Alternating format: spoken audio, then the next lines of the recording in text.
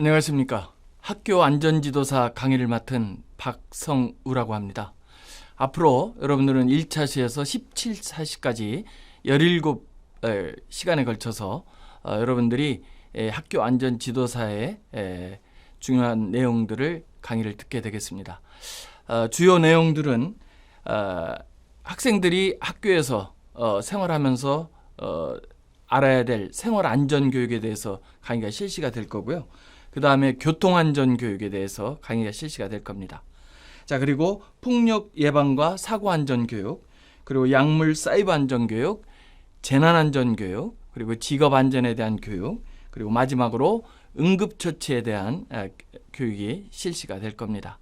자, 우선 이번 첫째 시간은요, 이 학교 안전교육을 실시해야 되는 이러한 여러 가지 법적 근거 및 이러한 내용에 대해서 알아보도록 하겠습니다.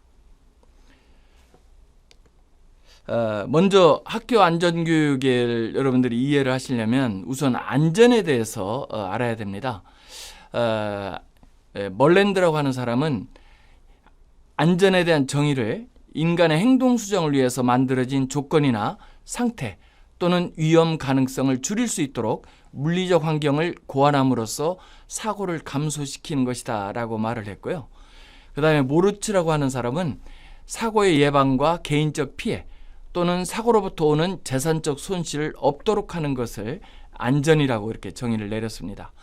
그리고 우리나라의 최인범 교수는 위험의 가능성 혹은 사고를 제거하는 것을 목적으로 하는 인간의 행동에서 발생하는 용태 또는 위험의 가능성을 없애고 사고의 제거를 목적으로 하는 물리적 환경의 설계에서 발생한 상태를 안전이다 이렇게 정의를 했습니다.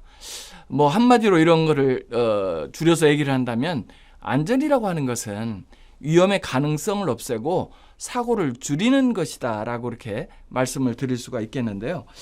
학생들이 일상생활에서 자신과 타인의 안전을 위해서 지식과 기술 태도를 습득시키고 이를 습관화시켜야 됩니다. 따라서 모든 생활 속에서 먼저 타인의 생명에 대한 존엄성에 대한 인식을 기본으로 해야 되겠고요. 이를 바탕으로 해서 안전한 태도의 습관화가 되어야 할 것이라고 이렇게 생각을 합니다. 그리고 이 학교에서 안전교육의 이제 정의를 보면 학교 안전교육이라고 하는 것은 안전을 위협하는 여러 요소로부터 건강한 생활을 유지하기 위해서 적극적인 방법으로서 사고의 위험을 사전에 방지하고 이름으로 해가지고 사고율을 낮추고 사고에 대한 대책을 마련해서 그 피해를 줄이기 위한 방법을 주된 내용으로 하는 이러한 교육을 안전교육이라고 할 수가 있겠습니다. 학교 안전교육을 해야 되는 이러한 필요성 이런 거에 대한 법적 근거를 먼저 알아보도록 하겠습니다. 학교장은 학생을 대상으로 해가지고 교과 시간이나 재량활동 시간 그리고 특별활동 시간을 통해서 다음과 같은 교육을 실시해야 됩니다. 자, 먼저 아동복지법에 나와 있는 그 근거를 보면은요, 거기에서는 교통안전교육을 실시하도록 되어 있고요. 그 다음에 약물, 오용 및 남용에 대한 예방교육을 실시하도록 되어 있고 또 재난에 대비해선 이러한 안전교육을 실시하도록 되어 있습니다. 또 두 번째로 학교폭력 예방 및 대책에 대한 법률을 보면 여기에서는 학교폭력 예방교육에 대한 이러한 교육을 실시하도록 되어 있고요. 또 성폭력 범죄 처벌 및 피해자 보호 등에 관한 법률에 따라서 성매매 예방교육을 실시하도록 되어 있습니다. 그 밖에 안전사고 법률에 따른 이러한 여러 안전교육을 또 실시하도록 이렇게 되어 있습니다. 이러한 것이 우리 학교 안전교육을 실시할 이러한 필요성에 대한 이 법적 근거라고 할 수가 있습니다. 이 학교 안전교육 실시 등에 대한 이러한 고시를 좀 더 자세하게 살펴보면은요, 우선 이 안전교육을 실시해야 되는 대상을 보면 유치원부터 초등학교, 중학교, 고등학교, 또 평생교육시설, 그리고 재외 한국인 학교 이런 것을 대상으로 해서 이 학교 안전교육을 실시하도록 되어 있고요. 또 학교 안전교육 7대 영역, 아까 제가 과목 초기에 말씀드린 대로 생활안전교육이라든지 또 교통안전교육, 또 폭력 예방에 관한 이러한 안전교육, 또 약물 및 사이버 안전에 대한 교육, 그리고 재난안전교육, 그리고 응급처치교육 등 이러한 것을 학교 안전 7대 영역이라고 합니다.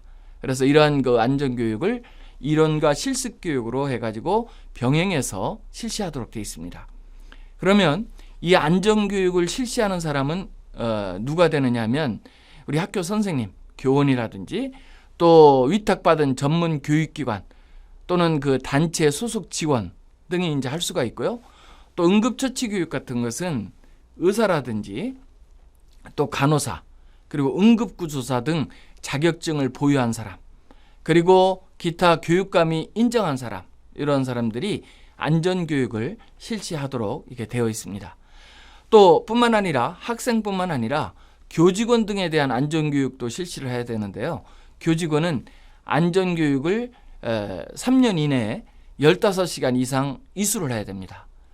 그리고 교육활동 참여자는 연간 1회 이상의 안전교육을 또 이수를 해야 됩니다. 그리고 여기에 관련된 국가안전 자격증 취득자는 이러한 교육을 이수한 것으로 인정을 해주고 있습니다. 자, 그리고 매년 이 안전교육을 실시한 이 교육 결과는요, 안전교육 실시 결과를 매년 8월과 12월에 해당 교육감에게 보고를 하도록 이렇게 되어 있습니다. 그 다음에 이제 아동복지법에 따르면은요, 이 제9장 아동 건강 및 안전에 나오는 이런 내용인데요. 아동의 보호자는 아동의 건강 유지와 향상을 위해서 최선의 주의와 노력을 기울여야 한다라고 되어 있고요. 또 이를 위해서 국가는 대통령령이 정하는 바에 따라서 아동복지시설과 또 아동용품에 대한 안전기준을 정하도록 되어 있고, 또 이러한 아동용품을 제작하고 설치, 관리하는 자에게 이를 준수하도록 하여야 합니다. 그리고 아동복지시설, 그리고 영유아 보육시설, 그리고 유치원, 초중, 고등학교의 장은 대통령이 정하는 바에 따라서 교통안전교육이라든지 또는 실종 유괴 예방과 방지에 대한 교육이라든지 또 약물 오용 및 남용에 대한 이러한 그 교육이라든지 또 재난 대비 안전 및 성폭력 예방 교육을 실시해야 된다라고 이렇게 되어 있습니다. 이것이 이제 아동복지법에 나와 있는 내용입니다. 자, 여기 이제 또 아동복지법 시행령에 보게 되면은요, 아동복지시설의 장은 영유아 보육시설의 시설의 장 및 영유아 보육시설의 장은 교육 대상 아동의 연령을 고려해서 교육 기준에 따라서 매년 교육계획을 수립해서 교육을 실시하도록 되어 있습니다. 또 그뿐만 아니라 이런 교통안전이라든지 실종 유괴 예방과 방지, 약물의 오남 예방, 재난 대비 안전 및 성폭력 예방 교육을 이에 따라서 실시를 하도록 되어 있습니다. 또 아동복지시설의 장 및 영유아 복지시설의 장은 교육계획 및 교육 실시 결과를 관할시장 군수 또 구청장에게 매년 1회 보고하도록 이렇게 되어 있습니다. 또 유치원과 초중고등학교의 장은 특별시 광역시도의 교육감이 정하는 교육계획에 따라 교육을 실시해야 됩니다. 그래서 이러한 여러 가지 법률에도 이와 같이 규정이 되어 있습니다. 자, 그러면 이 학교 안전교육을 실시하는 이런 목적에 대해서 이제 알아볼 텐데요. 자, 학교 안전교육을 실시하는 이런 목적은 우선 인간 생명의 존엄성을 바탕으로 해서 우리가 일상생활에 있어서 안전을 위해서 필요한 요소들을 이해를 하고 또 자신과 타인의 생명을 존중해서 안전한 생활을 영위할 수 있는 태도와 또 위험 사태에 적절한 대처 능력을, 그러니까 적절한 대처 능력을 기르는 것이 바로 학교 안전교육의 목적입니다.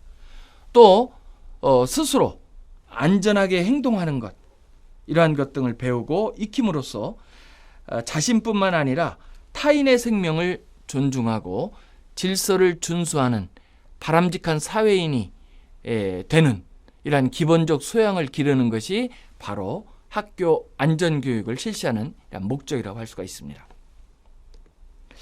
자, 그럼 학교 안전교육의 목표는 뭐냐면 우선 안전의식의 내면화 및 행동의 습관화를 정착을 하는 겁니다. 이러한 안전교육을 계속 실시를 하다 보면 이러한 것이 자연스럽게 우리 내면에 이러한 것이 들어와서 습관화가 되게 되도록 되어 있습니다. 그래서 이러한 것이 이제 1차적인 목표가 되겠고요. 그리고 안전의 필요 요소를 이해를 하고 자신과 타인의 생명을 존중하고 안전하게 행동할 수 있는 이러한 태도와 능력을 이제 배양하는 것도 또 2차적인 또 목표가 됩니다. 뿐만 아니라 잠재된 위험을 예측하고 안전을 확인하고 안전하게 행동할 수 있는 태도와 능력을 배양해야 합니다. 여기서 위함으로 되어 있는데요. 위험이 되겠습니다. 위험을 예측해서 안전을 확인하고 또 여기에 따라서 안전하게 행동할 수 있는 태도와 능력을 배양시키는 데 있는 겁니다. 또 학교 생활 뿐만 아니라 가정생활이라든지 사회생활에 안전을 도움을 줄 수 있는 이러한 태도와 능력을 배양하는 겁니다. 그래서 앞으로 학교를 졸업하고 사회인이 된다 하더라도 이런 것을 바탕으로 해가지고 언제든지 이러한 안전에 대해 스스로 지킬 수 있도록 이런 것을 배양시키는 데 목표가 있습니다. 또 예기치 못한 위험 사태에 직면해서 적절히 대처할 수 있는 태도와 능력을 배양하는데 이러한 학교 안전 교육을 실시하는 이런 목표가 있다라고 말씀을 드릴 수 있습니다. 자, 그러면 우리가 이제 학교 안전 교육을 실시를 하는데 우선 학교 안전 사고가 어떻게 발생이 됐는지 그 통계 이러한 거 분석을 한번 알아보도록 하겠습니다. 우선 이제 1000명당 사고 발생 건수가 되겠는데요. 이걸 살펴보면 중학교가 가장 많습니다. 그래 1000명당 약 19건 정도의 사고 발생률을 보여가지고 가장 높은 것으로 나타났는데 그 외에 이제 그 다음에 있는 것이 고등학교, 그 다음에 유치원, 초등학교 순으로 사고가 다수 발생이 되었습니다. 따라서 중학생에 대한 안전지도의 강화가 보다 강조가 된다라고 이렇게 말씀을 드릴 수가 있습니다. 중학교가 가장 많은 이러한 그 사고 건수가 발생이 되었습니다. 그 다음에 또 신분별 사고 현황을 보면은요, 거의가 다 99.57%가 학생 사고입니다. 그래서 교직원이라든지 이런 거는 거의 없는데 거의 99.57%가 학생 사고인데 무려 10만 4,903건입니다. 그래서 대부분의 사고 피해자가 학생이었다라는 거죠. 따라서 학교 안전정책도 학생 중심으로의 수립이 필요하다라는 것이 이러한 그 통계에서 나오고 있는 거죠. 자, 그 다음에 학교 사고가 발생된 시간을 살펴보면 가장 많은 것이 수업 중에 특히 학생 체육 수업이 전체의 약 28.35%입니다. 그래서 학교 체육 수업 중에 가장 많은 사고가 발생한 걸로 이렇게 나와 있고요. 그 외에 이제 발생되는 시간이 언제냐면 점심시간, 그리고 휴식시간, 그 다음에 청소시간, 수업시간 등의 순서로 사고가 많이 발생되었습니다. 자, 이들의 사고 발생 시간의 공통점을 보면 학생들이 주의력이 분산되는 이런 시점, 이런 때 사고가 많이 발생이 됐다라는 것을 알 수가 있고요. 따라서 이러한 시간에 생활지도의 필요성이 더더욱 강조가 된다라고 이렇게 말씀을 드릴 수가 있습니다. 그 다음에 이제 학교 안전사고를 의도별로 이걸 의도별로 이렇게 그 현황을 살펴보면 학교 안전사고의 대부분이 의도치 않은 비의도적 사고입니다. 그래서 뭐 일부러 누구를 뭐 다치게 하려는 게 아니고 장난치다든지 또는 뭐 운동을 한다든지 이런 중에 이제 사고가 발생되었다라는 거죠. 그래서 자기 자신에 의한 비의도적 사고 발생이 전체의 69.84%, 그리고 그 외 타인에 의한 비의도적 사고가 약 29.45%가 되겠습니다. 따라서 이렇게 성장하는 학생들의 인지 능력이 미약한 이런 그 학생의 특성상 비의도적 이런 사고 빈발에 따른 세심한 안전지도 강화가 필요하다라는 것이 이 통계를 보면 나와 있습니다. 또 학교 안전 통계 분석에 학교 사고 형태별 이런 거를 한번 살펴보면, 그러니까 어떤 형태로 사고가 많이 발생이 됐느냐 하는 거죠. 우선 낙상, 떨어지는 거죠. 이런 낙상 사고가 전체의 41.25%로 가장 많고요. 그리고 낙상 중에서 떨어지는 거 또 넘어지는 거 이런 여러 사고가 있겠지만, 이런 중에서도 넘어져서 발생하는 사고가 가장 높고, 그 다음에 또 미끄러지는 거, 그 다음에 떨어지는 거, 이런 순서로 다수 발생이 되었습니다. 그 외에 물리적인 힘에 의한 노출, 사람과의 충돌 순으로 발생이 되었습니다. 그 다음에 사고 부위별이란 사고 현황을 보면은요, 그러니까 어느 부위가 많이 다쳤느냐 하는 건데요. 특히 머리 부분에 많이 다친 이러한 것이 제일 많았습니다. 그래서 머리 부분에 대한 사고가 전체 21%로 가장 많고, 그 외에 발이라든지 손, 다리, 팔, 그 다음에 치아 순으로 많이 발생이 되었습니다. 자, 그 다음에 이제 학교 안전교육을 이에 따라서 실시를 하도록 이렇게 되어 있는데요. 여기에는 이제 제가 아까 말씀드린 이걸 갖다가 7개 부분으로 영역을 구분을 했어요. 그래가지고 먼저 이제 생활안전교육, 그 다음에 교통안전교육, 폭력 예방 및 신변 보호 교육, 그 다음에 약물 및 사이버 중독에 대한 예방 교육, 또 재난에 대한 안전교육, 그리고 직업안전에 대한 교육, 그 다음에 응급처치에 대한 교육을 학교별로 이렇게 실시하도록 이렇게 되어 있습니다. 특히 이제 유치원을 보면은요, 생활안전교육이 이제 제일 많고요. 그 다음에 교통안전교육, 그 다음에 폭력 예방 및 신변 안전에 대한 교육, 약물 사이버에 대한 안전교육을 각각 이렇게 실시를 하도록 되어 있고요. 그 다음에 재난안전교육이라든지 직업안전교육, 응급처치 교육도 이렇게 실시를 하도록 되어 있는데, 이런 것도 횟수도 학기별로 다 다릅니다. 그래서 이러한 것이 이제 세분화돼서 이렇게 규정이 되어 있습니다. 이제 초등학교를 보면 이렇게 생활안전교육 12시간, 교통안전교육 11시간, 폭력 예방 및 신변안전 보호에 대한 교육이 8시간, 약물 사이버 중독의 예방 교육이 10시간, 재난안전교육이 6시간, 직업안전교육이 2시간, 응급처치 교육이 2시간 이렇게 되어 있습니다. 그다음에 이제 중고등학교는 이제 같습니다. 시간이. 그래서 중학교나 고등학교 생활안전교육이 10시간이 되어 있고요. 그다음에 교통안전교육이 각각 10시간, 그다음에 폭력 예방 및 신변안전교육도 역시 10시간, 약물 및 사이버 중독에 대한 예방교육이 10시간, 재난안전교육 6시간, 직업안전교육 3시간, 응급처치교육 2시간씩을 이런 교육을 학기당 2 내지 3회 이상, 또는 직업안전교육이나 응급처치교육은 학기당 1 내지 1회 이상 이렇게 교육을 실시하도록 되어 있습니다. 그래서 이런 것을 바탕으로 해가지고 앞으로 여러분들께서는 17시간에 걸쳐서 요 교육이 이제 실시가 됩니다.